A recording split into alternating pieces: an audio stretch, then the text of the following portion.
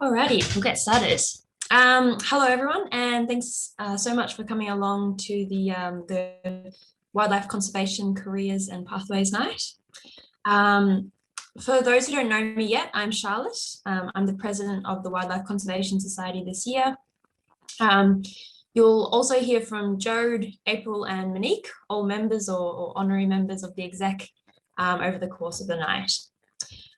First up, I'd like to begin by acknowledging the Wathaurong people, who are the traditional custodians of the land on which I personally am zooming in from today, as well as the traditional custodians of the various lands on which you're all attending this meeting from.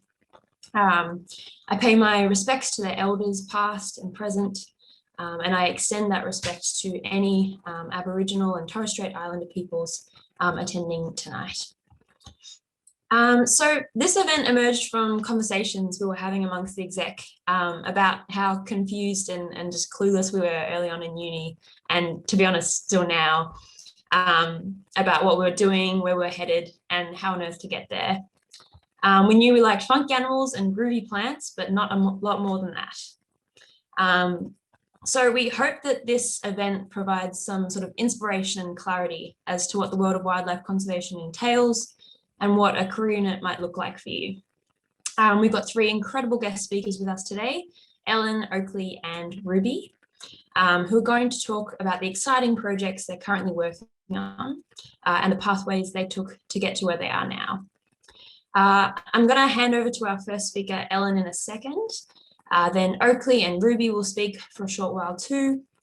After that, the exec will lead a formal Q&A panel for around 15 minutes or so, before we then open things up to all of you to ask any questions you might have for any or all of our guests. So without further ado, I'll now hand over to Ellen Cottingham, who's a current UniMel PhD candidate in the Faculty of Veterinary and Agricultural Sciences. All yours, Ellen. So thanks, WCS. So my name's Ellen. I'm a PhD candidate, as was just said, in the Faculty of Veterinary and Agricultural Sciences at UniMel. And I was a previous vice president with Ruby, who'll be talking today as well. I think it was a couple of years ago now. So just love the WCS, love what we do. So it's lovely to be back here talking. So as I mentioned, the last few years of my PhD, I've been working in the vet and ag school, and what we've been aiming to do is develop feline immunocontraceptives, which is a bit of a long word, but I hope that the technique, definition will become clear in a little bit. And the purpose of it is to come up with alternative population management strategies for feral cats specifically in Australia. So just, I guess, before I go into sort of the project itself and what it's trying to do and why, I'll just give a bit of a background about myself. So I've been at Melbourne Uni for quite a while. I did my Bachelor of Science here between McGill University, which is in Canada, and also the University of Melbourne. So I did the General Bachelor of Science undergraduate, so I'm sure there'll be quite a few people doing that same degree here tonight. And my major was in genetics. So then I moved on to the Masters of Science, Biosciences, and I was working on mosquitoes in a lab that was working with this bacteria called Wolbachia that when it infects these particular species of mosquito, it can stop them spreading things like dengue fever and chikungunya and Zika. And so that was fantastic, had a great time there, learned a lot, but I really wanted to head, I guess, into projects that I thought would have a big impact on conservation. And I guess I didn't really want to go into ecology, although I love ecology. I wasn't a veterinarian, and I guess the topic that really kept coming back to me was the topic of invasive species and their impact on our wildlife and our ecosystems and our agriculture. And just, there's a few species of interest, cats among them, who are, really responsible for some pretty serious declines in our ecosystem health. So that's what I'm doing now, and I'll talk a bit about that in a moment. So whilst I was doing all of these things at Melbourne Uni and at McGill, I was also volunteering at wildlife sanctuaries in Peru and in Thailand for quite a while. I was engaged with citizen science projects, threatened species surveying, reforestation and habitat improvement. As I mentioned, I was the vice president of the UniMel Wildlife Conservation Society, and I'm currently working as a volunteer worker at the Australian Dingo Foundation in Gisborne in Victoria, which is awesome.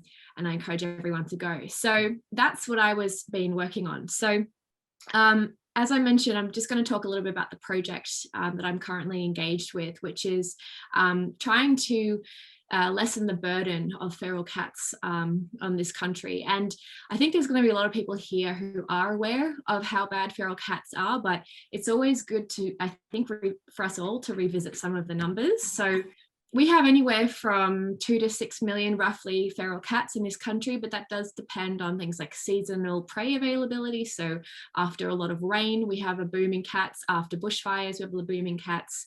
They cover all of our continent, frankly. There's not really any locations that are free from the impact of feral cats. So all of our sort of, reptiles, mammalian species, avian species are all at risk. Predominantly. So the Australian Wildlife Conservancy in 2012 estimated that one cat will kill approximately 5 to 30 animals a night. But I've certainly seen video footage of a feral cat. She was wearing like a GoPro kind of camera, and she killed much, much, much more than that in one night. Nonetheless, we're estimated to lose approximately 75 million native animals a day just from feral cats. That's not taking into account all the other features and factors that we know lead to biodiversity loss. So cats are a really tricky animal to control due to a number of features that I kind of don't really have time to go into tonight. But one of the techniques that we're looking into working on is this term called viral immunocontraceptives. And the kind of description of this theory or this idea is in the name. So it's a contraceptive that arises through modulation of the host immune system to basically target the natural reproductive potential or activity of that animal and lead to a sort of a contraceptive effect.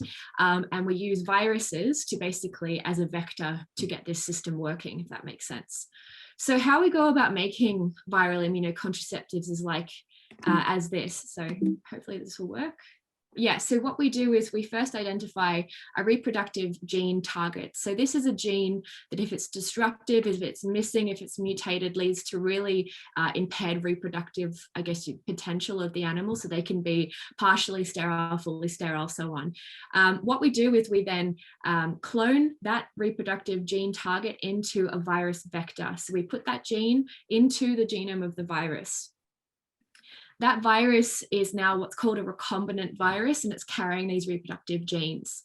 We introduce that recombinant virus into the host, so in this case, the cat.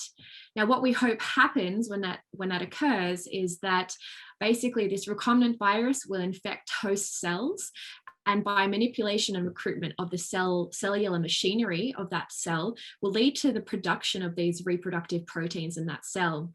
Now, the immune system will come along at one point and basically hopefully detect the expression of these reproductive proteins in these infected cells, recognize as something that is associated with a virally infected cell, and launch its own sort of immune attack towards these reproductive proteins.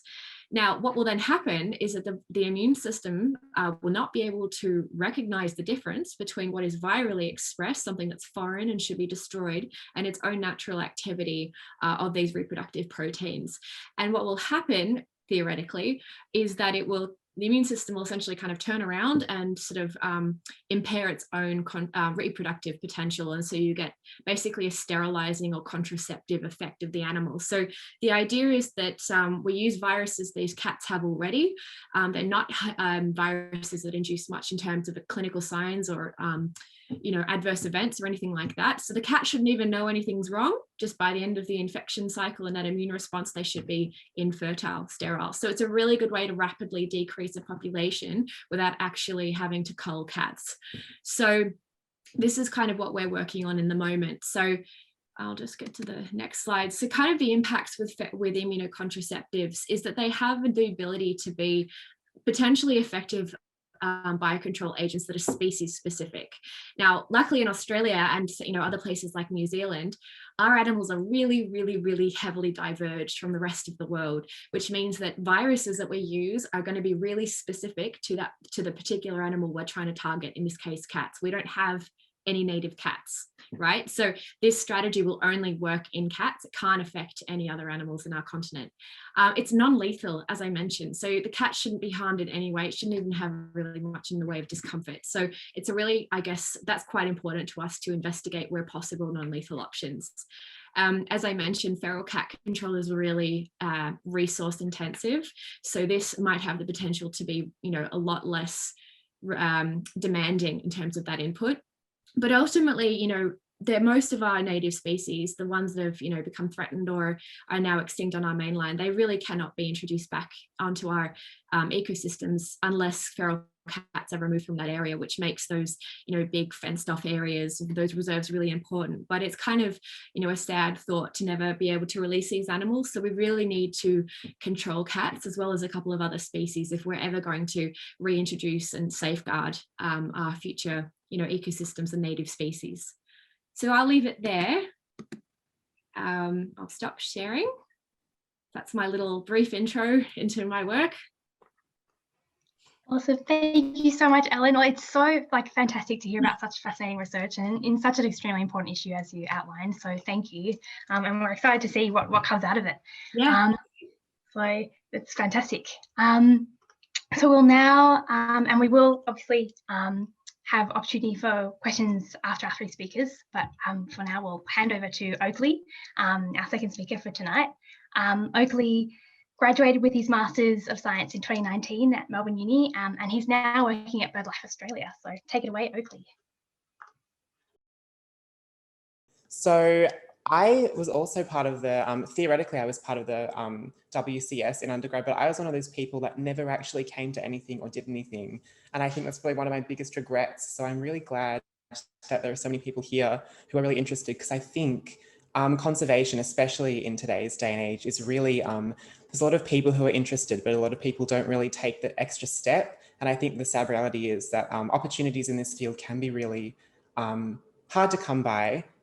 So taking that little extra bit of momentum, you're already really well placed to kind of make those connections, drive that passion, and really, I guess, find the opportunities that are out there. So it's great to see so many people here. So my background is in zoology. I also studied at Melbourne University. I graduated from my bachelor's in zoology in 2015. And then I took a year doing a grad diploma of botany as well, just to kind of flesh out that whole wilderness experience. I think plants get a bit of a bad rap, but then I went right back to animals. So I did my master's in the Mulder lab at Uni Melb, studying the same-sex aggressive behaviour of superb fairy wrens. So I guess we have this really common perception of animals as though the males, they're big, they're flashy, especially in birds, they're colourful, and the females are just kind of there, they're brown, they don't really do anything. But in reality, in most Southern Hemisphere birds, both males and females are pretty complicated, they're pretty active, they both sing, and they're both aggressive. So I was studying basically how females would fight with females, why males would fight with males, and whether the reasons for those conflicts were different. And the research was quite convoluted and the results of it were a little bit complicated. So I'm not actually going to talk about that because it's really about, I guess, where I went from there. But what I will say is that doing a project like that in your master's is a really fantastic way to get some, I guess, experience in field work. Well, I say for free, it's not for free. There's a lot of money, it's expensive to do a master's degree, but field work is often, I guess, an opportunity that's really reserved for the rich. So a lot of people will go overseas, sometimes on scholarships, other times using funds from their family or from themselves to do really coveted volunteer roles, just to get that bit of fieldwork experience. So if you are already enrolled in a degree, choosing a project with fieldwork is a really great way to kind of get that experience by proxy. And if not, one of the things that I found really amazing, which does require a bit of sleuthing to do, is to find some local Melbourne or Victoria-based fieldwork that the master's students and PhD students are doing. Really get your name in there, and eventually an opening will come up and you'll be able to do it. And usually the cost of the accommodation will be paid for you. It's really affordable, and it's much more of a viable option for a struggling student than, flying to Brazil and bird banding on the mountains of the Amazon for like 6 months. So definitely something that you should keep in mind. And as you can see here, the two pictures there, that's a male fairy wren on the left on my first day doing field work. And then in the bottom is a male fairy wren in the non-breeding season when they change colour quite dramatically. And I would get to hold, tens of birds every day that I was out there. Really useful and valuable experience. And, that can really translate into the kind of obscure experience you need on a conservation CV, I think, because the reality is these things aren't part of mainstream society. So I think any kind of weird and wacky experience you can get from a volunteer role or from your degree, don't overlook it. Nothing is too obscure. It's not just about that particular skill, but the connections you make along the way. And that kind of ties into what I'm doing now at BirdLife Australia. So in the top right, you'll see a shorebird, which is the eastern curlew. It's a critically endangered shorebird that migrates to predominantly Australian shores in the non-breeding season, but they actually migrate all the way from Siberia via the Yellow Sea. And this is relevant because a few years ago, while I was still finishing my master's degree, I went up to Darwin to ornithological conference just to try and do some networking and learn about all the amazing research people are doing in the bird sphere. And people would go out every morning before the conference to do some bird watching. And one morning I happened to be on the beach at sunrise north of Darwin at a place called Lee Point. And I met a man on the beach who was counting shorebirds. There were some eastern curlews there and also some other endangered birds called great knots. And then a few months later, I was sitting in my stepmom's house, just looking for jobs to apply for because I needed some money. And I found this little graduate research role that was sitting there closing that day. And I contacted BirdLife about it. And it turned out it was that same man who I'd met on the beach at that conference who was the one who was overseeing the project. So of course I got the role. I think maybe I was the only person who applied for it. But that doesn't matter because often those sorts of things are really, there can be thousands of people applying. So it really is just about keeping your eye out, using those connections in the weirdest ways possible. You know, I met this man months beforehand on a beach. I didn't even know it was him. And then because of that relationship we already built, you kind of got my foot in the door. And then my project was actually on those same shorebirds. So for about 8 or 9 months, I was looking into building artificial roost structures for endangered shorebirds where they most need them, which is primarily in the Yellow Sea and the East China Sea. So around South Korea and China, these roosts are becoming a really potentially important part of these shorebirds' migration cycle, because what they have to do a lot of the time is, because their flight from Siberia to Australia or even just to Asia is so enormous, they rely on these tidal sand flats to gather food and energy to continue their migration. But in Asia, a lot of these areas have been reclaimed and, you know, drastically overdeveloped, and those wetlands now are not experiencing natural tide cycles. So the birds are forced to fly around in circles while the high tide goes on, because things like seawalls completely remove the natural habitat of these birds for half of the day, and they rely on these tidal flats. They can't go somewhere else. They won't go and roost in a forest or in a street. And so for a few months, I was working with BirdLife and also Melbourne Water down at the Western Treatment Plant, west of Melbourne, which is an internationally famous bird watching site, kind of installing these roosts, which are made of oyster bags, trialing cameras, seeing what birds landed on them, and also comparing that to some footage that was taken, sadly not by me because of COVID, but from South Korea, where there was kind of a similar trial going on. And I was responsible for doing all the data analysis to kind of decide, is this project worth going along with into the future? How can we change it? What's going on? And now it's become really, really successful, not because of the roosts themselves, but the interest it's garnered internationally and in Melbourne. It's been massive. I'm no longer working with the project directly, but it's moved on to stage 2, and there's interest from several universities, something like 30 stakeholders across Victoria and many more in Asia. And I guess these roosts are a last resort for these birds, but I think it's great to see that governments across the world are kind of taking up these sorts of solutions. And it's really amazing that I was able to work and be paid for some sort of role in this really big news, kind of conservation news story. And then just really quickly, I guess, to show kind of the sideways places that conservation can take you, I then moved on while also doing some fundraising work for BirdLife Australia, which is not very glamorous. It has to be done. You may find yourselves in a similar position where you've got your foot in the door, but you're not doing the role that you want to do, and fundraising definitely would fall into that category. Don't be afraid to go for a job like that, because just by being there, you can chat to people around you who are really experienced and really scientifically literate. But I was actually tasked with kind of overhauling the data analysis for the backyard bird count, which some of you may even have done last year in lockdown. So it's Australia's biggest citizen science project. Basically, for a week in October, everyone downloads an app, they see the birds in their backyard, or if they go somewhere a bit further away, you can do the surveys in a park too. They submit their lists of birds, and then we turn that into a bunch of kind of public messaging, like you saw this many birds, these are the most common birds in the country. And it's a really great way to get people engaged and caring about the local wildlife, because birds, obviously, they're present, they're flashy. People who don't know much about wildlife can use them as a kind of conduit into becoming really passionate about conservation.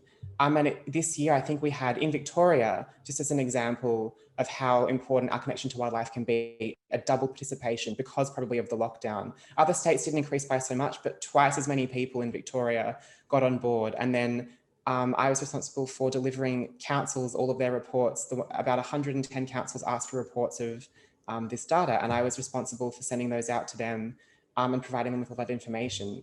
It was a months-long process. There was a lot of data vetting involved. Lots of people did not know what birds were in their backyard, but they put their list in anyway. So about 300,000 rows of individual data checking later, that came out the other end. But I guess that maybe doesn't harness science in such a direct way as you might think. It's not being out there in the field holding birds like I did when I started this journey, but it's still a really impactful project. And I guess an example of where skills in communication or engagement can be really, really useful. Yeah, I guess it's just a little overview of the things that I've done, kind of using my ecology background, and I'm sure something else equally weird will come up for me in the near future. And I guess it's the lesson, really, just embrace all the weird and strange opportunities that you can, because you never know where they'll take you. Thank you so much, Oakley. It was so interesting to hear about your work and love for birds. So next up, we've got Ruby Lovelock, a veterinarian with a passion for Australian wildlife conservation and also a former WCS president. Over to you, Ruby. My name's Ruby, and I am a recently graduated veterinarian. And today I thought I would just kind of take you through all of the different things that I've done to work with wildlife over the past few years. It's basically just a slideshow of cute animal pictures, so enjoy. So first of all, I thought I would talk about being a veterinarian and some of the species that I've gotten to work with just over the last couple of weeks. We have two species of microbats here. This is a gold swaddle bat. Unfortunately had an open fracture here, which meant that he had to be put down. But a happier story, this little forest bat was nice and healthy and was released back into the wild. These are 4 little baby blue-tongue lizards that were saved from their mum, which was literally giving birth while she was attacked by a dog. But luckily these guys were all nice and healthy and were released back into the wild. Nice. This was a noisy miner that came in for not flying. We took some x-rays and unfortunately he had a broken clavicle, so you can see the bone just broken there. This is a really common injury in birds and again is really difficult to repair. So unfortunately the noisy miner had to be euthanized. And a happier story, but also a sad story, is this Corella who someone had tied up by his feet and hung from a tree. Luckily, a local rescuer got onto it really quickly and brought him in, and under gas anesthesia, we were able to cut away the rope and there he is perching just a couple of hours later, and he was released back into the wild as well. So working with wildlife as a vet can be quite emotional. It can be really hard and it can often mean saying goodbye and euthanizing. But one of the best things about it is that we get to end suffering. And we also get those nice stories where we do get to save, you know, some lives. So that's some of the wildlife I've worked with recently. But I didn't always know I wanted to be a veterinarian. I actually started university doing philosophy as a Bachelor of Arts student, and I did 2 years of that, and I was all set to go on exchange for my final year. And then I had the dreaded existential crisis, which some of you may have already had, or you definitely will have at some point. And I basically just reassessed my whole life, and I just couldn't be an academic, and I knew I needed to be doing something more practical. So after a lot of research, I decided that I wanted to do the Doctor of Veterinary Medicine. So I switched from my arts degree into the Bachelor of Science. And within that, I did the Animal Health and Disease major, though I took quite a lot of zoology subjects throughout that. And I was lucky enough to get into the fast track program and get into the Doctor of Veterinary Medicine. So that was kind of my study pathway. And that was all at the University of Melbourne as well. In terms of working with wildlife, I'd say for you guys, the biggest thing is to just get involved with volunteering. There's lots of ways to do that, and I'm just going to walk you through some of the things that I did. So I started doing wildlife rescue and transport volunteering with Wildlife Victoria at the very start of my science degree. It was in a city, so a lot of it was birds and possums, but it was super invaluable. It gives you so much animal handling experience. It's really hard because just like being a veterinarian, there's a lot of really serious injuries that you'll see. And a lot of the time it does result in euthanasia. But you get the beauty of knowing that you've, helped an animal not suffer and essentially die a really painful, slow death. And plus you do get those nice stories. We've got a couple of possums here that were rehabilitated and released, which is nice. So the good outweighs the bad, I think. So you guys should definitely look into doing that. You do a little training course with Wildlife Victoria, but you can also look into some other local rescue groups like Wildlife Rescuers, for instance, if you're in the northern suburbs, and just, reach out. Everyone's always looking for volunteers, so it's a really great way to start. You do have to have a car though.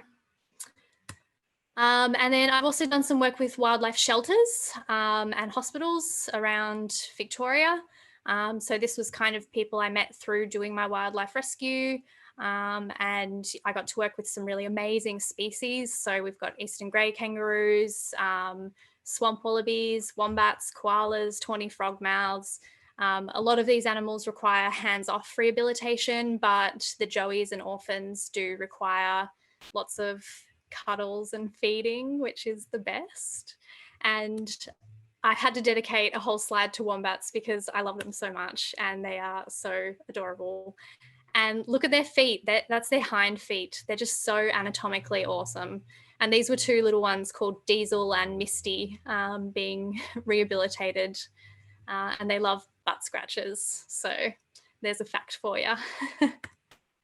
I also got to work with some rehabilitating some seabirds, which is really cool. You need specialized equipment to do that, obviously. This is a little penguin and a pelican and a cormorant as well. So another thing that you guys can do is try and find those fieldwork volunteering opportunities. As have been mentioned earlier, it's a really valuable way to kind of get a scientific but still animal-based experience. And a lot of those can be found through Facebook pages and groups like WCS, sharing those opportunities. So I was lucky enough to work with a master's student for one night, helping trap and chip eastern barred bandicoots. And then I also went up to Queensland and helped trap bats.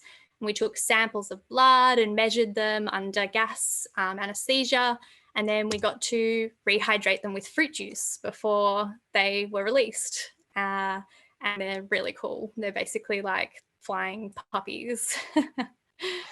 And yeah, like it was mentioned, all the accommodation and food was paid for that. So I just had to fund my own flights, which is pretty good.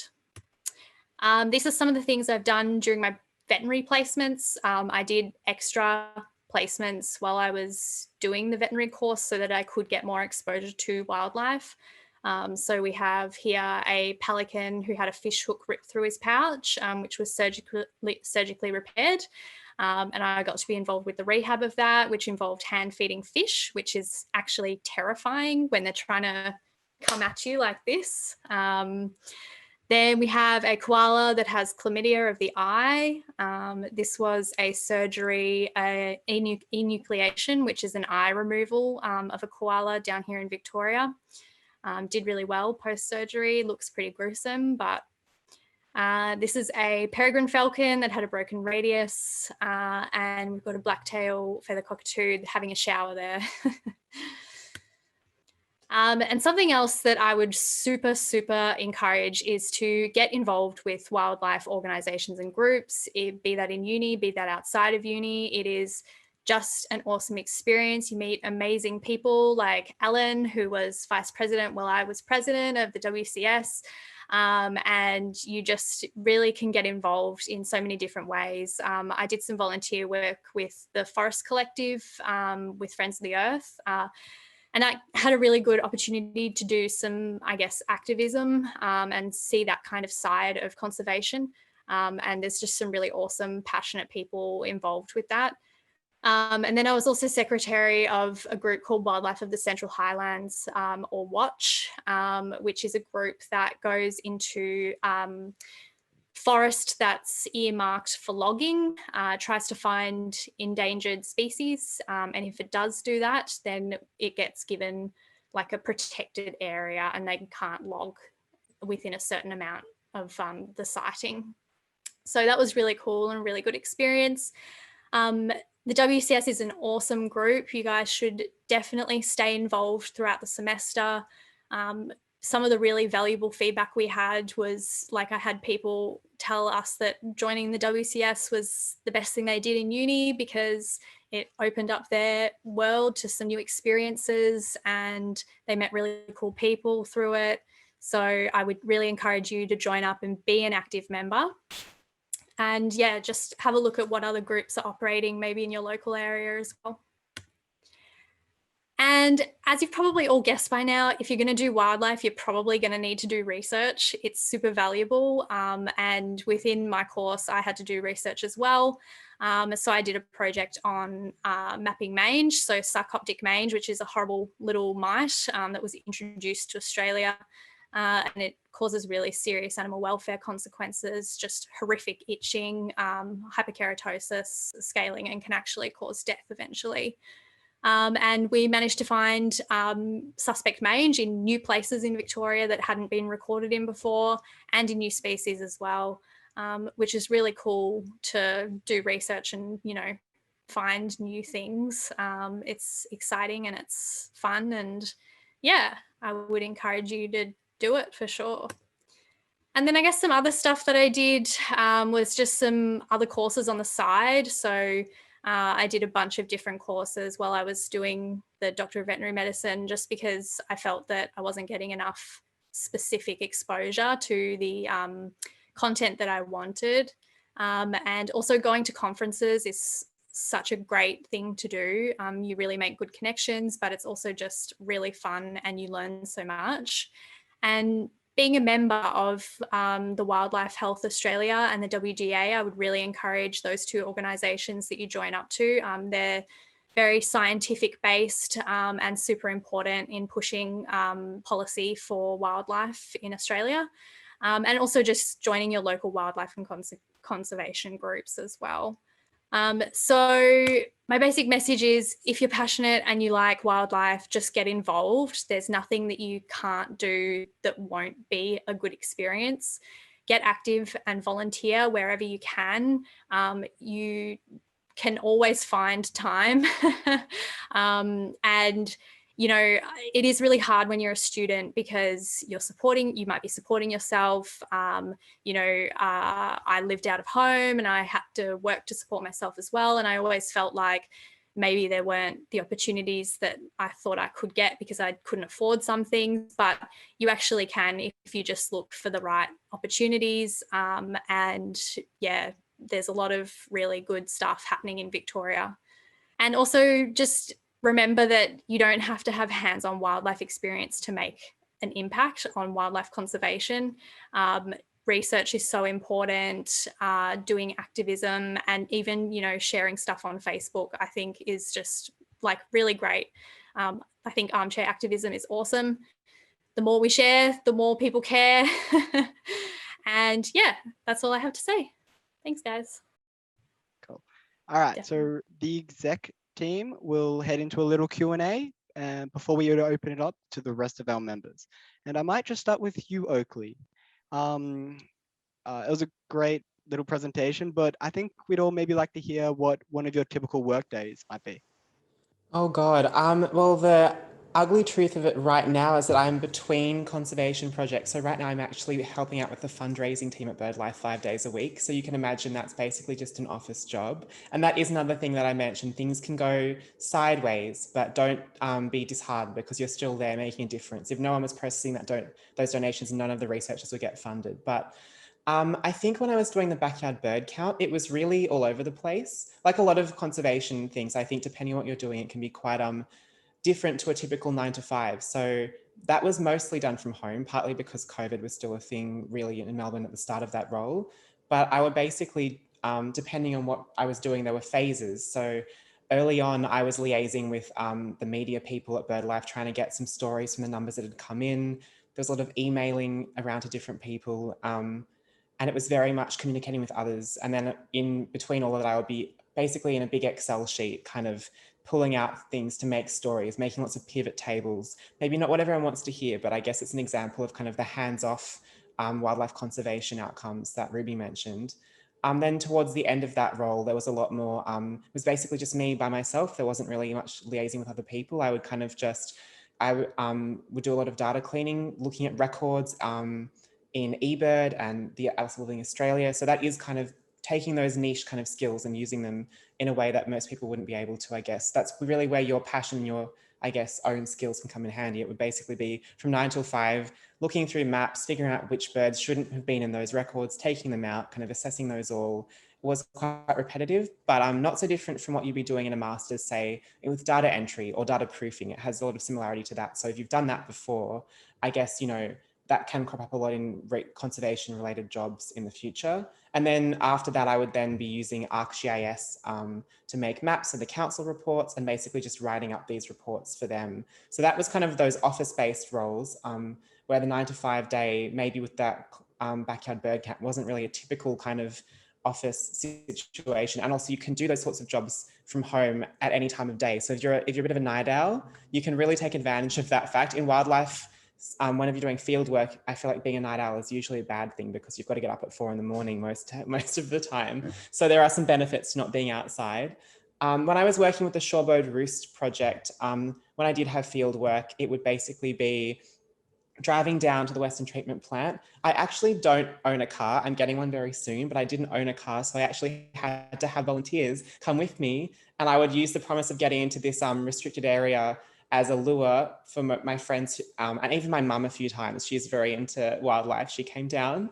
We drive down to the Western Treatment Plant and then I would get my waders on and wade into, so there are 3 spots. One of them is actually technically a sewage pond.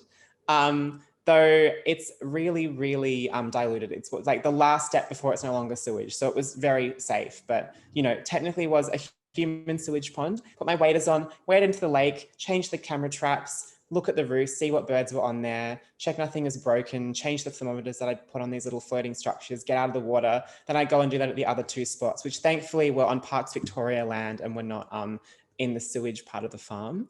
But I did have an incident one day where I got stuck in the mud up to almost my waist and I had to pull myself out. Luckily, I was right next to the edge of the mud flat, pull myself out by grabbing onto the samphire flats and like shaking backwards and forwards for about 20 minutes before I got out.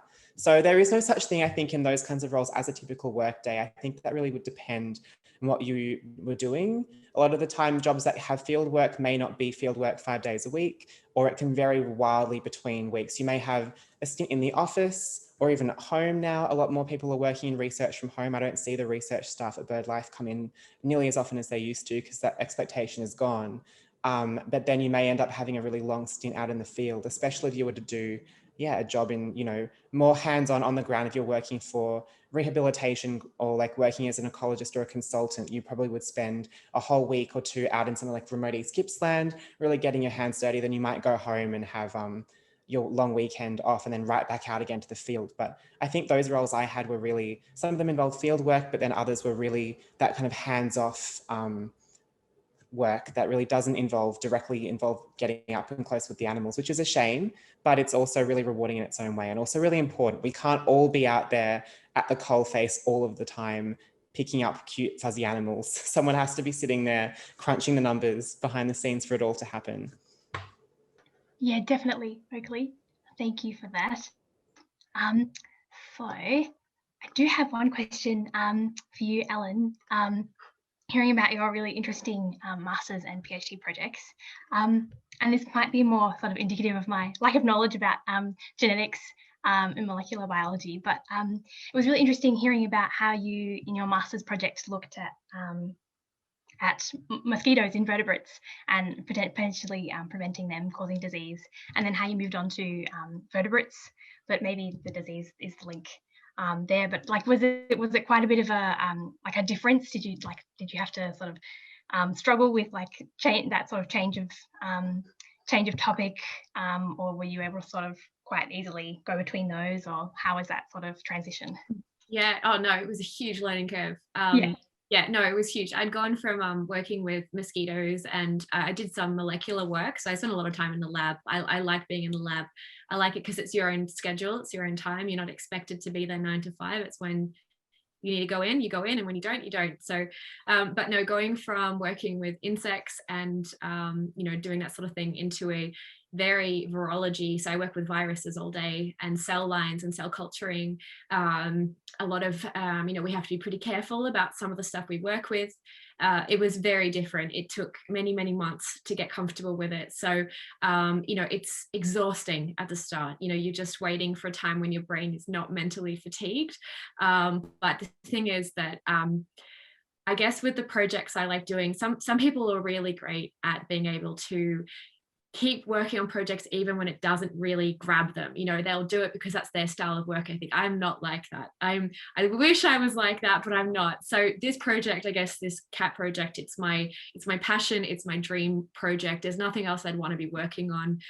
So for me, that kind of, it's so motivating, that work, and so kind of, it hasn't really been done before. So, all of that learning curve, it's exhausting at the start, but you just got to stick with it, and it's just a day by day thing. But yeah, it was tough. It was a big transition. Yep. Yeah, totally. Thanks, Ellen. Yeah, I feel like I hear that from lots of lecturers, is that if you're going to do a PhD, it's something you really have to be passionate about. Yeah. Push you through. Yeah. Absolutely. Yeah. Awesome. So for all our current Bachelor of Science students, just for them, is there a subject that any of you took during your uni years that really stood out to you that you would recommend that they take? Yeah. Ruby or Oakley, did you want to go first? I know I've got one, but. Oh, I'm trying to remember, because there was definitely one that was so good and I cannot remember the name of it now. I know it had Kath Handaside. Does anyone know her as a lecturer? I think it was just like biology of Australian wildlife or something like that. And that was like so good. Like all the teachers were so passionate, and it was just, cannot speak more highly of it. Oh, you're on mute, Oakley. Maybe I'll just go quickly while he's fixing his mic. I had one, it was in second year, it was doing genetics, and I was kind of struggling in second year genetics because I loved genetics, but I wanted to do conservation, and I didn't think that those two could intersect at all. I'd kind of been, I guess, I don't know, I hadn't really thought that, I thought genetics is more human based, right? Or that, I guess I didn't really think there would be an intersection. And then one day we had a lecture on conservation genetics, which was basically projects which took really, really inbred populations, for example, the mountain pink possum, and basically was the first project in the world that proved that translocations of inbred populations between geographically distinct locations saved that population. Essentially, they weren't going to basically survive because they had been so restricted, that their gene pool was so low, and it was just, I think, 2 individuals that really bolstered that population. And then it really hit me that the beauty with science is that you could have sort of fields of work or topics that you really love, but you don't think there's necessarily going to be an intersection, and there is almost always an intersection. So for me, it was conservation, wildlife, and genetics.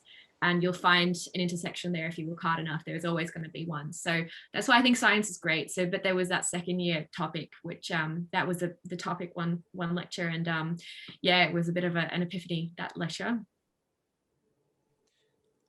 Can you hear me now? Yep. Great. I wasn't even muted. I just to unplug and replug my microphone. It keeps happening. I have a couple of recommendations. I would definitely second what Ruby said.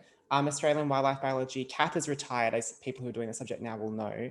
But also the third year subject equivalent of that, because Kath retired, it's now no longer in Victoria and you actually get to go to the wet tropics.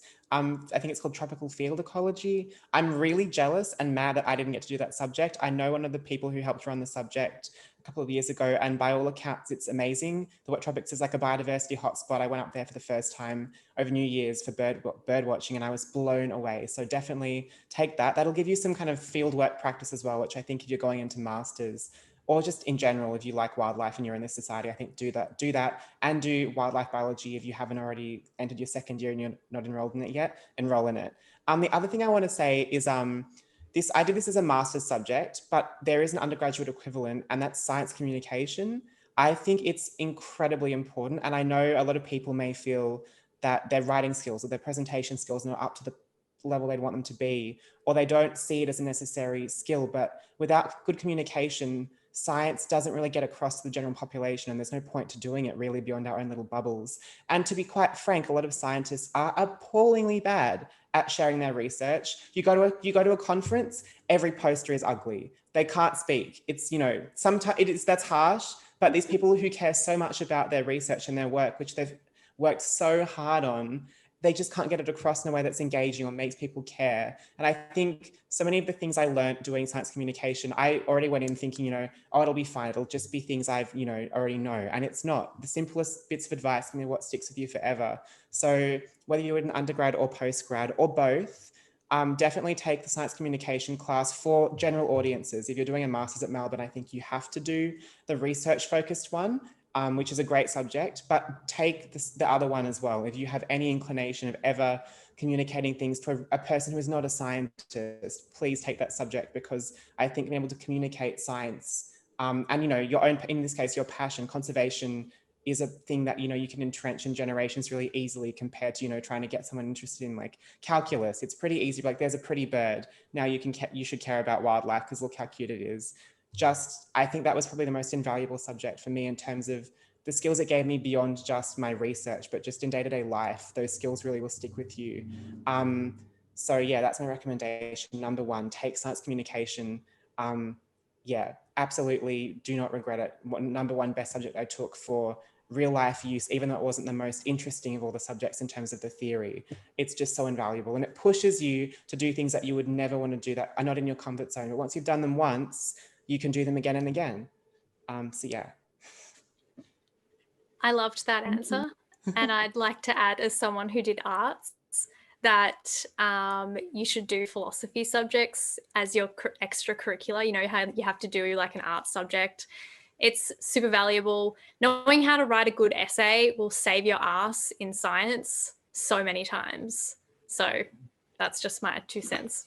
Especially zoology and botany, they often have really open-ended questions, and people just don't have the skills to deal with those really kind of vague, swirly kind of prompts. It's not like you're going in and doing a multiple choice quiz.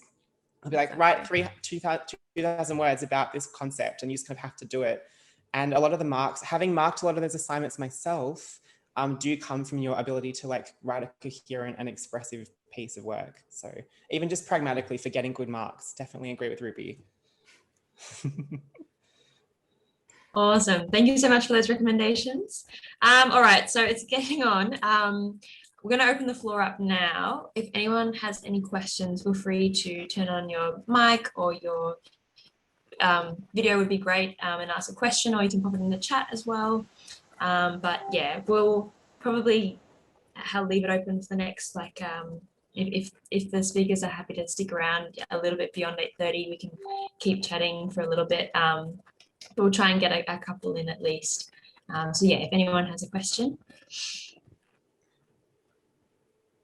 Oh, it's Jessica in the chat. I know it's about birds. I don't want to double answer, but because it's about birds, are you guys happy for me to answer briefly? I'll try and keep this one a bit shorter. If you're interested in birds, honestly, something that I really recommend, which maybe is a bit out of the box, is, and this is biased, I think getting into bird watching, just as a casual bird watcher, you'll be amazed. You'll bump into people all over the place who are really passionate about birds.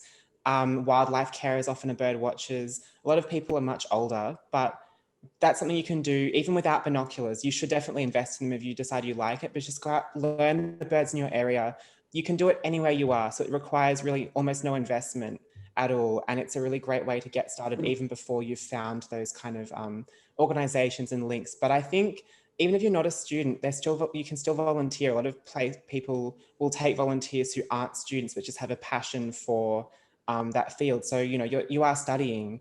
So, you definitely have those generic skills. Go onto those same Facebook pages, do that same networking. You won't be rejected from those pages because you're not studying a Bachelor of, of Zoology or, similar. So I would say just get involved and reach out. And some people may say no, but if the people will say yes eventually. And then that gives you that in-person experience, which is much more valuable for other people letting you on board than just having a piece of paper, honestly. Getting those opportunities kind of doesn't come from the degree so much as just networking and getting involved. So I would say, yeah, go and find some of those opportunities while you're still in uni. Just go join those same groups and kind of treat it as though you are a zoology student. Just walk in with all the confidence in the world and show your passion, and people would love to have you on board, I'm sure.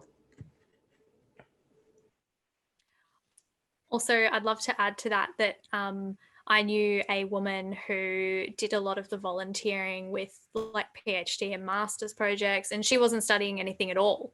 She was just super interested in conservation and field work, and she would just like be part of those groups on Facebook, and when the opportunities arose, she would just go and do them. So yeah, you definitely don't have to be studying a related field to get involved. Ruby, I think you've got a few questions about your DVM work as well in the chat. There's there for you too. So great questions. 1 second. Did most of my experience come postgraduate? Depends what you mean by postgraduate. I started doing wildlife rescue in science undergrad. So at the start of my science undergrad. So that was one of the biggest things that I did for about 4 or 5 years. And then I started doing like the wildlife shelter things through that. And then most of the things I did was actually during my like Doctor of Veterinary Medicine degree. So doing work at shelters and then doing placements for uni at, places where I could get wildlife experience. I think I started doing the WCS at the start of my Doctor of Veterinary Medicine degree. So in the first year there, and did that for 2 years. So it was all kind of while I was doing uni, basically. And now I'm working in a small animal clinic and just see kind of the local wildlife that comes in at the moment. So yeah. And I did not do the government conservation track in the DVM. I mainly did this because I had already so much experience with wildlife, and I just felt that the government track had a lot of industry side to it. So there was a lot of things that I wasn't really interested in at all. And I preferred to do the small animal track instead. But 2020 was kind of my final year for the Doctor of Veterinary Medicine, which meant that a lot of wildlife opportunities that I did have lined up, unfortunately, didn't go ahead. So, in retrospect, I may have done that track, but had it been a normal 4-year course, then it's totally up to you. I think if you don't have other experience with wildlife or anything else to put on your CV, you should do it because it shows that you have interest, but it's not essential. And then Anna had a question around main actors in the wildlife sphere. So I guess some of these people, some Ruby and other people here can comment on this. I think the main actors in the wildlife sphere in terms of wildlife management, unfortunately, are government bodies. Sorry, I shouldn't say unfortunately. So they have some interesting policies on certain animals and population abundance and management. But they don't have volunteering options. So you won't get in through that method. So I think the best ways that we've always found are contacting your local grassroots organizations. So Ruby and I did a lot of stuff with Watch, so that did a lot of surveying with wildlife, the wildlife handling with Wildlife Victoria, so you did like the transport and everything like that. I found a joey on the side of a road, a kangaroo joey, on the way up to Cooper Pedy, and dropped it in on a wildlife kangaroo sanctuary and ended up working with them for a little bit. So there are sort of smaller groups, I think, and they're kind of the ones, if you'd like that, I guess, more direct contact, there's some good options.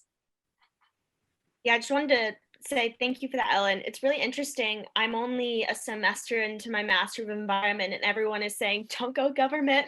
Like everyone's telling me to go smaller. So it's, yeah, that's really great advice. And yeah, I'm just new to Melbourne, so I'm trying to figure out the sphere and all the actors. So thank you. Absolutely. Yeah, it's a bit of a convoluted sort of situation. It's confusing. Yeah, yeah. It is. Yeah. Well, I'm sure Ruby can help you with some, grassroots organizations too. She knows quite a few. That would be awesome. Just name dropping would be great. To add on to that really, really, really briefly, I think just as an example of some of those little groups, a lot of them are really poorly advertised. Like they need support, and they're run by a lot of technologically kind of less literate older demographics, especially in rural Victoria. Like one I know of is the Victorian Malleefowl Recovery Group.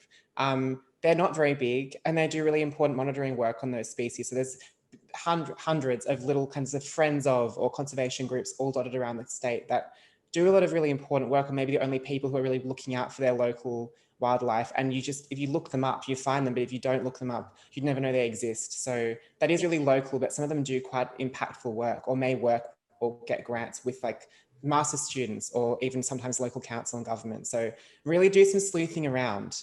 You'll be surprised what you can find. They just don't get their name out there. It's so I found them all on LinkedIn. I was like, maybe this is a place to start, right? And you go to the big places, and then all the littler, NGOs, smaller grassroots places have like 10 followers because, they're not technologically apt or whatever. So, but yeah, that's really helpful. And also just, that's a really good point as well, because some of them they often don't have time to run these, these social accounts. Yeah. That's something small that you can help them with, if you've got some, ideas on how to promote. And so that's something small, that they probably still appreciate. Also, yeah, and I would recommend, if you want to find a list of these places, if you even just go onto the WCS Facebook page, I'm sure we've liked a shitload of them. And yeah, get connected to them through Facebook. Find out if they have an email, send them an email, and just be like, hey, I'm super interested. Here are kind of my availabilities and my skills or things I'd be interested in helping you out with. And it could be, like social media or, wherever your talents lie, and just get involved with them that way.